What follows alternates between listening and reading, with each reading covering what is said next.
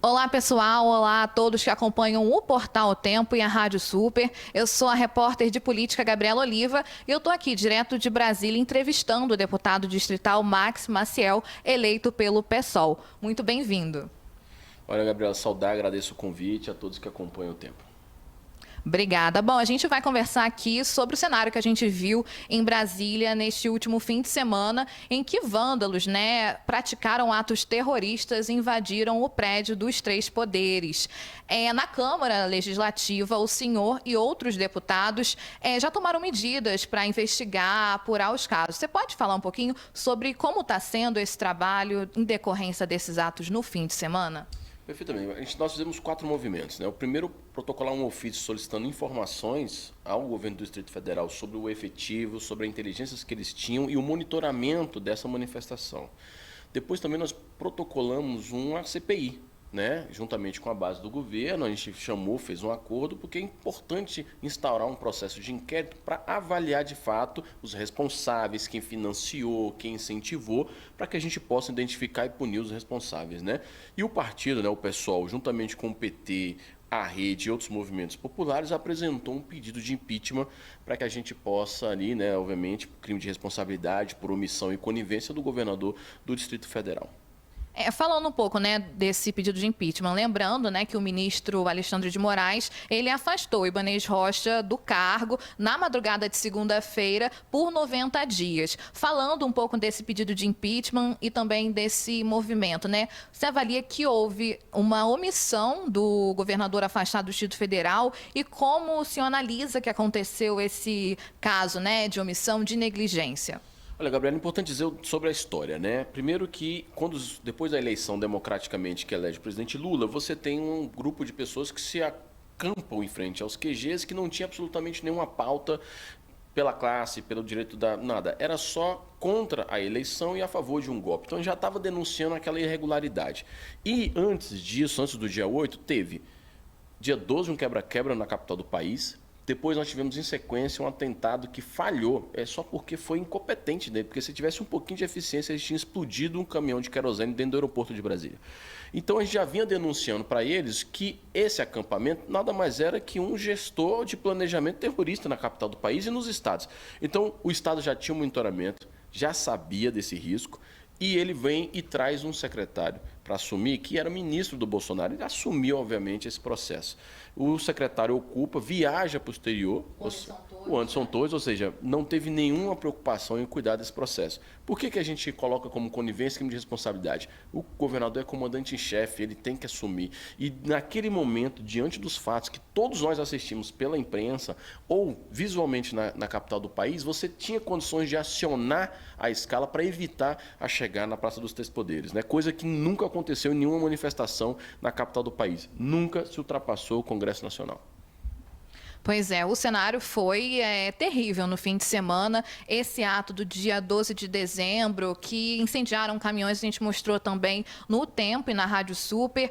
Inclusive, aqui da janela da redação, a gente fez um vídeo de manifestantes, que prezam pela violência, tacando fogo em ônibus, depredando aqui a região do setor hoteleiro norte. E falando, desse cenário para responsabilizar o governador afastado, Ibanez Rocha. Esse cenário é otimista e eu também queria saber, ontem, durante a reunião do presidente Lula com governadores, a governadora interina Celina Leão estava ali e ela disse que Ibanez teria recebido informações equivocadas sobre o que aconteceu no domingo. Eu queria saber sua análise dessa situação. Olha, Gabriela, a gente pode até ter alguma informação equivocada. Então aí tem um problema mais grave de governança. Porque se você tem os seus nomeados e não confia nos seus nomeados, você então tem uma inoperância completa de quem você está colocando no governo. Ou você não tinha a preocupação necessária sobre o fato. O Distrito Federal tem uma sala de gestão de crise permanente aqui na Asa Norte, onde em vídeo monitoramento você acompanha todo o passo. Então era previsível você imaginar, primeiro, desceram a esplanada com autorização. Chegaram na porta do Congresso com autorização. Nesse momento já tinha instalado um alerta de crise. Quando subiram a rampa do Congresso, já era absolutamente para estar toda a tropa movimentada atrás do Congresso para evitar passar. E é uma plataforma tecnológica. Total. E vigilância 24 horas. né? Você tem, então, assim, Brasília não é uma cidade que você tem vias de difícil acesso. Ela é larga, ela tem toda a estratégia, tem batalhões posicionados. Então, certamente, isso que a gente quer com a CPI averiguar. Alguém permitiu, alguém prevaricou, e isso a comissão, com certeza, vai trazer os fatos, vai trazer a luz e vai cobrar a responsabilidade.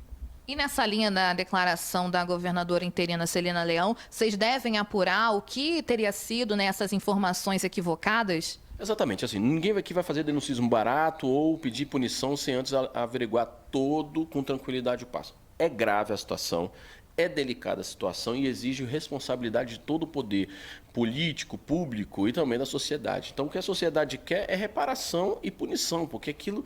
E olha que a gente fala punição é até ruim, mas é inimaginável onde nós chegamos. Então, a gente entende que nesse momento, com o governo do Distrito Federal e a Câmara Legislativa, com muita tranquilidade, mas também com muita veemência, exigir fiscalização e que a gente tenha acesso aos dados. Quem estava sobre os comandos, quais eram as tropas destacadas e quais foram as ordens, mediante o passo a passo que se deu até chegarem na Praça dos Três Poderes.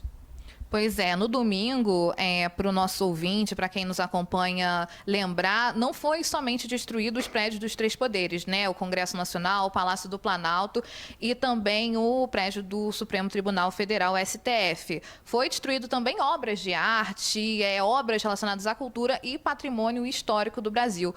Vocês devem ter algum movimento nesse sentido, nessa questão do patrimônio cultural aqui do DF? Sem dúvida nenhuma, já tem ali grupos, inclusive historiadores envolvidos para tentar resgatar e também apurar o que foi destruído, né, por esses terroristas.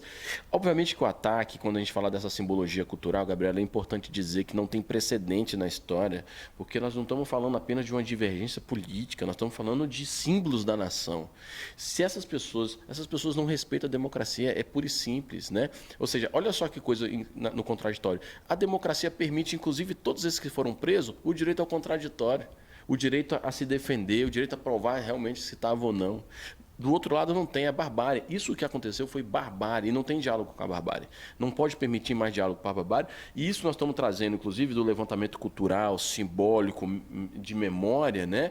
Também não ter anistia para quem conduziu. Toda pessoa que entrou dentro daquele prédio público e tirou uma cadeira de lugar tem que ser responsabilizado por crime, por crime de ferir, inclusive, a Lei de Segurança Nacional.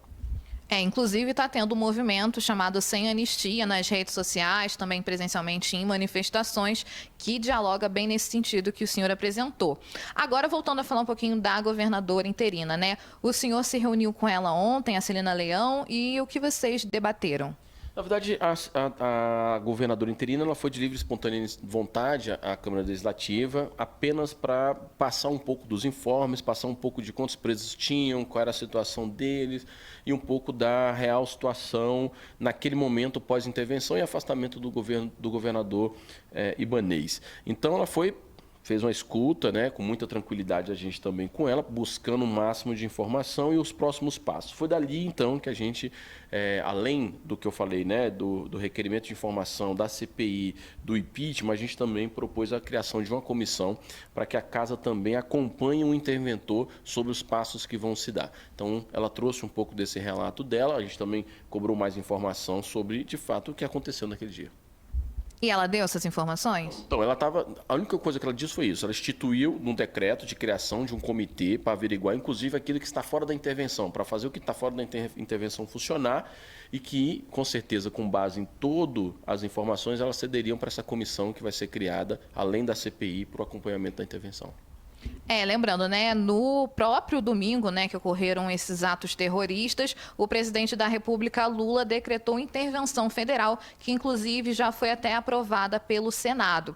Bom, falando um pouco, né, das forças de segurança aqui do Distrito Federal, qual a sua análise, né? Quais erros foram cometidos, o que poderia ter sido previsto? Foi uma conivência, foi uma omissão? Como você analisa isso? Olha, sem dúvida nenhuma, conivência e omissão teve. A gente realiza manifestações há muito tempo aqui, Gabriel. Sempre numa mesa de concertação a gente pactua por que lado que desce, como desce e até onde vai. E obviamente que nas nossas manifestações ocorreram fatos de um ministério ser atingido por determinada pedra, assim, mas nunca em uma escala como foi. E sempre, Gabriela, Do Congresso Nacional para trás, você tinha ali Exército posicionado, Força Nacional posicionada, você tinha a própria PM posicionada.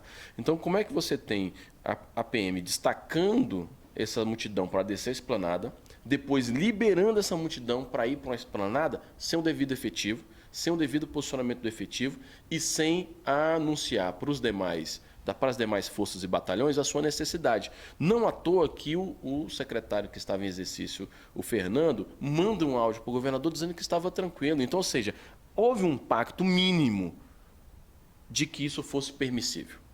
Mínimo de que isso fosse permissível. E as imagens mostram alguns destacamentos. Então, assim, nós também não estamos querendo colocar a culpa sobre a tropa, porque a tropa exige de comando. A Polícia Militar é sobre comando. Então, a gente precisa entender exatamente quem eram os comandantes de cada responsabilidade e qual foi o passo dito isso. E eu digo isso porque a Polícia do Distrito Federal ela não é só a mais bem paga do ponto de vista da nação, ela é a mais equipada. Ela tem inteligência. Nós temos informação que a própria BIM já tinha mandado para o Distrito Federal, para o governo do Distrito Federal, a análise de inteligência dos riscos que poderiam ter. Por isso que é fundamental a gente investigar aqueles que quebraram, mas também quem financiou e quem incentivou essas pessoas, em sua maioria, a virem para a capital do país com esse único objetivo que era causar esse caos. E um golpe de Estado, né? Fracassado, que só fortaleceu ainda mais a democracia, uniu os três poderes e uniu um bloco de todo o segmento da política. Nenhum partido minimamente está apoiando essa ação. Então, ou seja, foi um golpe que, na verdade, reforçou a necessidade de defender a democracia do país e unir as instituições. E o senhor analisa que esse movimento extremista o tiro saiu pela culatra, como a gente diz, né? Tinha um objetivo, né, de um golpe de Estado, atos terroristas, bagunçar ali a ordem, mas o que a gente está vendo aí são os partidos unidos em torno de um projeto, né, que é defender a democracia. Você acha que esse projeto foi fracassado? Olha, foi fracassado, mas para ele não existir mais, a dureza da resposta vai ser muito necessária, porque eu citei aqui os partidos, eu citei aqui as instituições, mas os governos dos estados também não toleraram isso, né? Então é importante a gente também, agora você tem várias BRs, né, com vários governos, vários estados ali também ajudando a Polícia Federal a mapear os ônibus que saíram, a mapear quem está chegando, que não foram barrados aqui na capital, para a gente poder pegar nome por nome e averiguar cada incidência do momento de cada um. E, obviamente, que tem uma vantagem, né? A gente tem uma vantagem hoje com a tecnologia. Eles não esconderam absolutamente nada. Eles publicaram o que iam fazer, falaram o que ia fazer, mostraram o que estavam fazendo. Então, não tem nem como dizer que não estavam, né? O crime está ali, está dado e certamente isso vai acontecer. E registrado, né? Porque nos prédios dos três poderes tem câmera de segurança, enfim, é uma vigilância. Então, a justiça, né, nesse caso, está sendo feita aí com toda a cautela, com, né, colaboração de governadores, deputados estaduais, federais e distritais. E falando um pouquinho sobre a CPI que o senhor protocolou para apurar uma prevaricação das forças de segurança. O que a gente pode esperar daqui para frente em torno dessa CPI?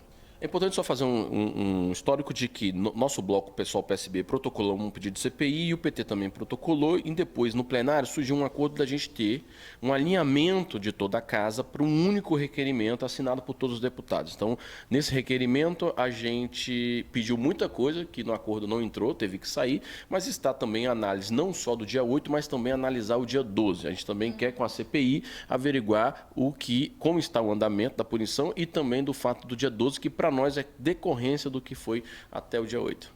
E o que ficou de fora dessa discussão e quais foram os principais pontos ali abordados nesse pedido?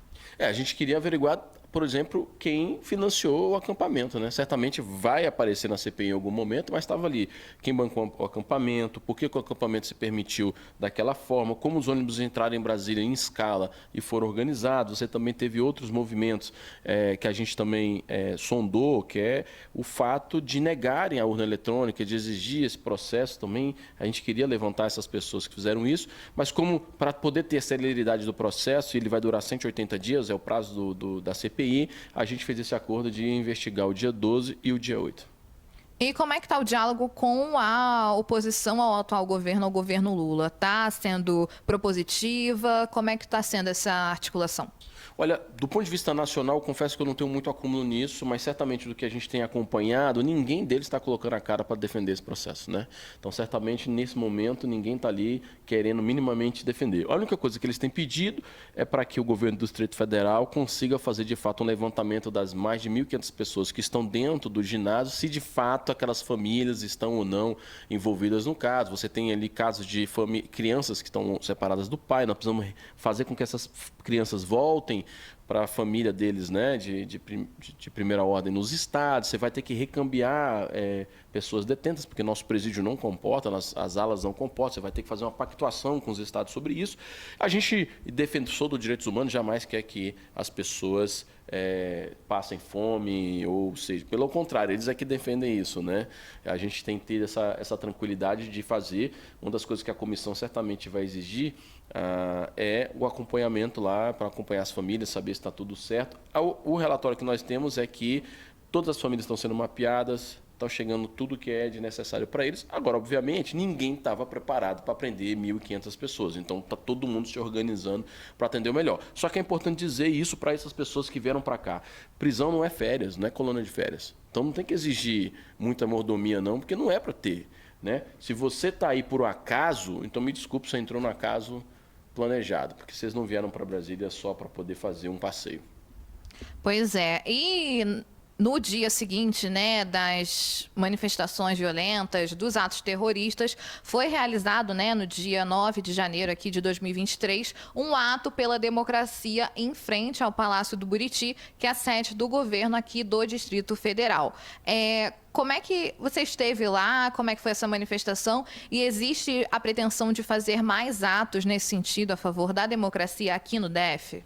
Olha, foi uma resposta muito importante da sociedade civil organizada e os movimentos populares de chamar logo para um dia seguinte, porque é importante enfatizar a defesa da democracia, Gabriela. Então foi um ato cheio, um ato propositivo, no sentido de sem anistia, cobrar respostas, exatamente, e totalmente pacífico. Isso é importante dizer. Agora, é também importante dizer como o efetivo policial se comportou naquele momento, né? Tudo ali tinha, você vê como é que é possível, né? Tinha, né? Ninguém atravessou na tentativa de chegar ao Buriti, todo mundo respeitou o combinado de ocupar uma única faixa.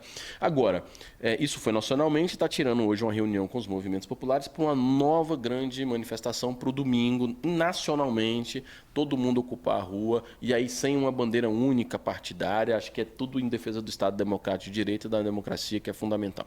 Nesse domingo, então, dia 15. Esse domingo, dia 15, certamente vai sair a data e o calendário para todos os estados. Entendi. Inclusive, ontem, no dia 9, né, eu estive presente nessa manifestação a favor da democracia em frente ao Palácio do Buriti. E a manifestação, sim, estava completamente pacífica. Tinha um reforço ali do policiamento. Inclusive, não quiseram me divulgar os dados do efetivo mobilizado. Falaram que era por uma questão de segurança. Mas, enfim, a gente continua aqui vigilante. E agora, falando ainda, né, desses atos terroristas, você analisa que houve responsabilidade do ex-presidente da República, Jair Bolsonaro, nesses atos violentos? De que forma ele está agora nos Estados Unidos? Olha, houve e há, porque ele continua. Primeiro, ele parece que ele não reconheceu que perdeu ainda até hoje mesmo, continuou falando enquanto presidente, mas ele foi sempre quem incentivou e alimentou essa turma. A gente derrota Bolsonaro, mas o bolsonarismo permanece. Ele é alimentado pelo que ele fez desde o dia que ele foi eleito. Desde o dia que ele foi eleito, ele nega a sua eleição. Desde o dia que ele foi eleito, ele ensaiou várias tentativas de golpe, ensaiou várias tentativas de ruptura da institucionalidade, e isso é consequência do que está aí, né? Então, a gente diz para as pessoas, quando nós perdemos, olha que nós sofremos um golpe de verdade em 2016, a gente foi para a rua, defendeu o processo da democracia, mas esperou o regime democrático, que era o período eleitoral, para que a gente pudesse novamente conseguir voltar pelas urnas e pelo poder popular a acomodar o país. Então, sem dúvida nenhuma, ele continua alimentando. A forma como ele se posiciona nas redes e outros influências dessa bancada bolsonarista continua, que não tem coragem de vir aqui, né, botar a cara, mas alimenta essas pessoas a virem e estão sofrendo aqui. Os 1.500 de vocês estão aqui sofrendo. Eu quero ver vocês virem aqui solidarizar com eles, né?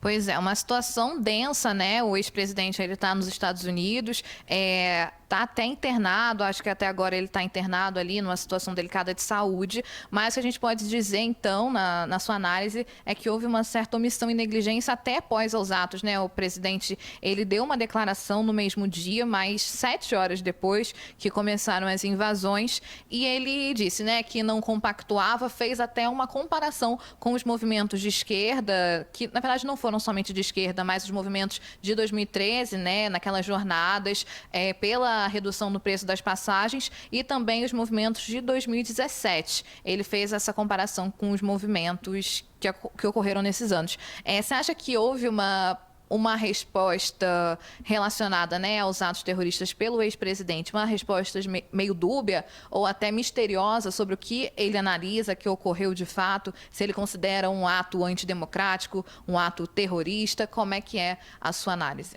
Olha, a minha análise é bem simples, é imaginar se fosse o contrário. Se fosse o contrário, qual seria a resposta dele? Certamente ele não tem nenhuma noção, hoje ele não tem mais nenhuma noção do que de fato ele teria que posicionar ou falar.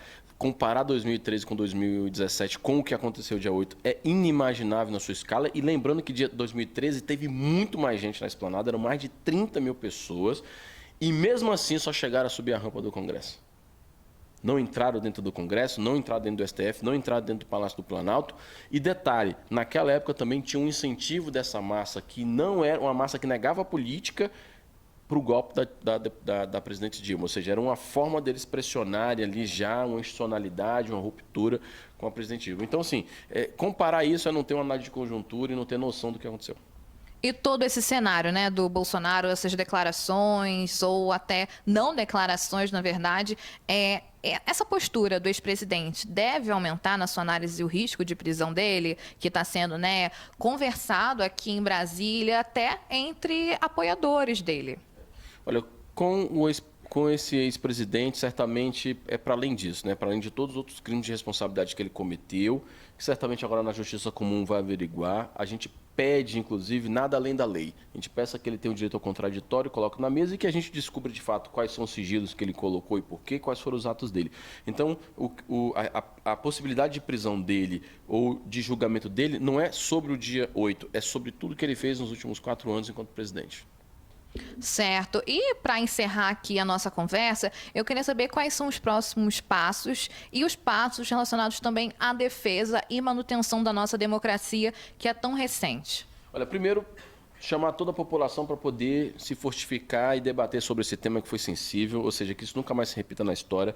De fato, o governo federal vai criar novas formas de tentar reorganizar o país, né, na leitura, de abrir comissões de conferências, de debate público. No Distrito Federal, a gente quer que a CPI ande, quer que a Comissão de Acompanhamento da Intervenção amplie, porque para nós é ruim ter uma intervenção na segurança pública, a gente quer retomar a normalidade, retomar o comando e que, de fato, a gente possa voltar a ter a livre manifestação, que é do processo democrático sem nenhum problema. Acho que isso é o futuro, né? E, obviamente, domingo vai ser um tom importante para todo o país, que é mostrar essa unidade popular. E essa organização do ato de domingo deve ser em qual local? Em frente ao Congresso, acho que está fechado ainda, aqui na Torre de TV, onde deve ser? Olha, eu não tenho essa informação em Brasília porque todos os movimentos estão sentando hoje para alinhar isso nacionalmente. Então, quando sair nacionalmente, vai sair conversado com as forças de segurança, o melhor local, tudo isso. Prezando pela segurança, né? Bom, estamos chegando aqui ao fim da nossa entrevista. Eu agradeço ao deputado distrital Max Maciel pela participação e agradeço também a todos que acompanharam até aqui. Até mais. Até mais. Obrigado, gente. Um abraço, sempre à disposição. Obrigada.